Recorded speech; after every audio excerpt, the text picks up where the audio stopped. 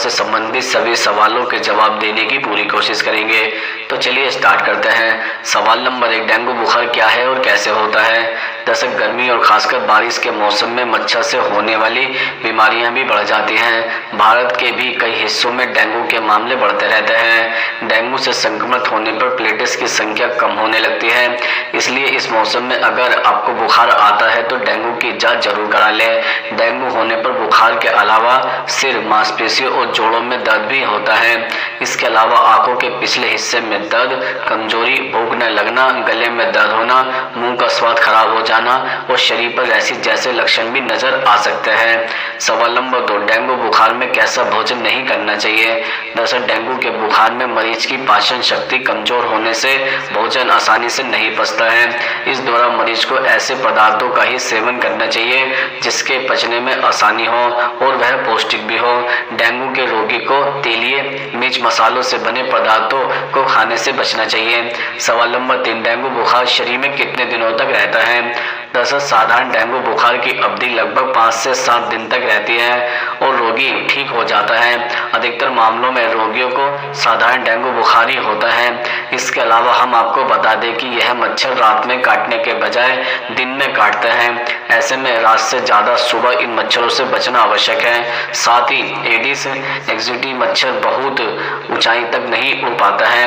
वहीं यह मच्छर ज्यादा पुराने पानी में भी नहीं बल्कि 3-4 दिन तक एक स्थान पर रखे पानी में ही पनप सकता है। सवाल नंबर 4, डेंगू बुखार कितने प्रकार का होता है? दरअसल डेंगू बुखार 4 वायरसों के कारण होता है जो कि इस प्रकार है: DENV1, DENV2, DENV3 और DENV4। जब यह पहले से संक्रमित व्यक्ति को काटता है तो वायरस मच्छर के शरीर में प्रवेश कर जाता है और बीमारी तब फैलती है जब वह मच्छर किसी स्वस्थ व्यक्ति को काटता है और वायरस व्यक्ति के रक्त प्रवाह के जरिए फैलता है। एक बार जब कोई व्यक्ति डेंगू बुखार से उभर जाता है तो वह विशिष्ट वायरस से प्रतिरक्षित होता है, लेकिन अन्य 3 प्रकार के वायरस से नहीं। यदि आप दूसरी, तीसरी या चौथी बार संक्रमित होता है तो गंभीर डेंगू बुखार, जिसे डेंगू रक्तस्रावी बुखार के रूप से जाना जाता है, के विकसित होने की संभावना बढ़ जाती है। सवाल नंबर 5, डेंगू बुखार में कौन सा दूध पीना चाहिए? दरअसल इसमें फोलेट बाइंड करने वाले अवयव की मात्रा ज्यादा होने से फोलिक एसिड नामक आवश्यक विटामिन होता है।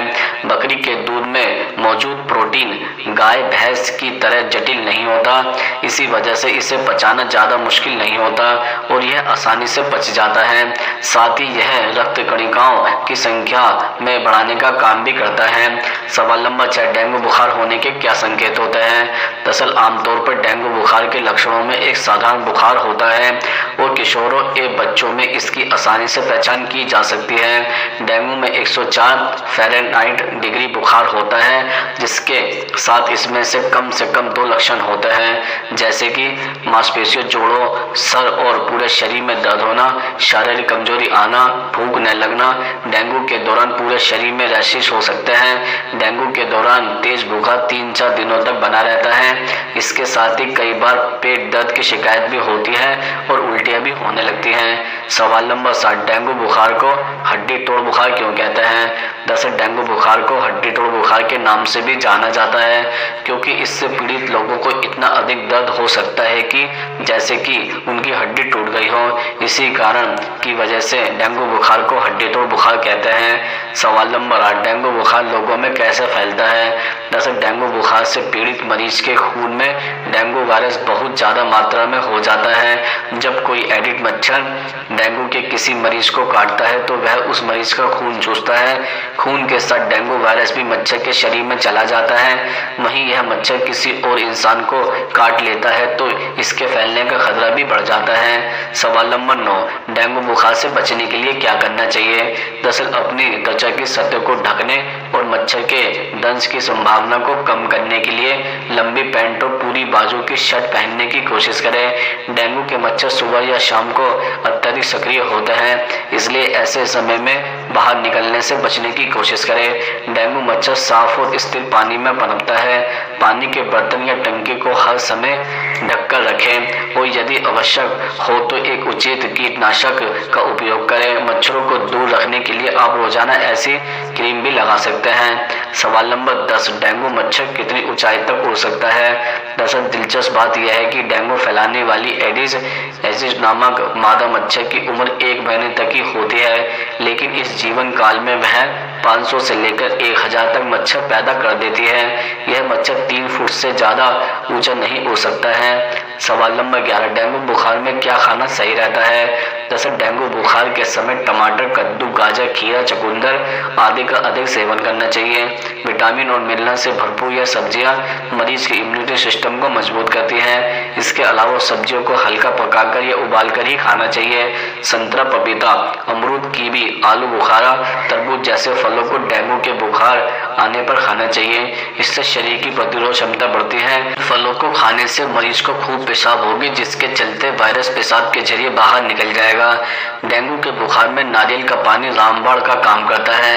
नारियल के पानी में कई मिनरल्स, पोषक तत्व होते हैं जो शरीर को फिट रखते हैं। डेंगू बुखार आने पर शरीर का एनर्जी लेवल बहुत कम हो जाता है, इसलिए मरीज को दलिया देना चाहिए और यह आसानी से पच भी जाता है। नींबू का रस डेंगू के मरीज की यूरिन के जरिए शरीर में मौजूद वायरस और विषैले तत्वों को बाहर निकालता है। इसके अलावा नींबू का रस शरीर के भारीपन को भी दूर करता है। सवाल नंबर 12, डेंगू बुखार में कौन सी दवा दी जाती है? दरअसल डेंगू के इलाज के लिए अभी तक कोई दवा मौजूद नहीं है। केवल बुखार कम करने के लिए पैरासीटामोल दी जाती है। ब्लड में प्लेटलेट्स की संख्या बढ़ाने के लिए डॉक्टर ज्यादा से ज्यादा लिक्विड देने की सलाह देते हैं। सवाल नंबर 13, डेंगू बुखार को ठीक करने के घरेलू उपाय क्या है? दरअसल डेंगू के बुखार से राहत पाने के लिए नारियल पानी खूब पिए। इसमें मौजूद जरूरी पोषक तत्व जैसे मिनरल शरीर को मजबूत बनाने में मदद करता है।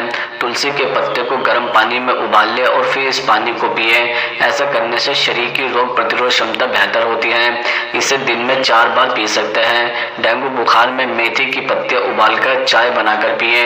ऐसा करने से शरीर के विषाक्त पदार्थ बाहर निकलते हैं और डेंगू का वायरस दूर होता है। पपीते के पत्ते भी काफी असरदार होते हैं। इसमें मौजूद पपेन शरीर के पाचन को भी सही रखता है। इसका जूस पीने से प्लेटलेट्स तेजी से बढ़ते हैं। तुलसी के पत्ते के साथ काली मिर्च को पानी में उबाल लें और पिए। इससे इम्यून सिस्टम मजबूत होता है और यह एंटी बैक्टीरियल की तरह काम करता है।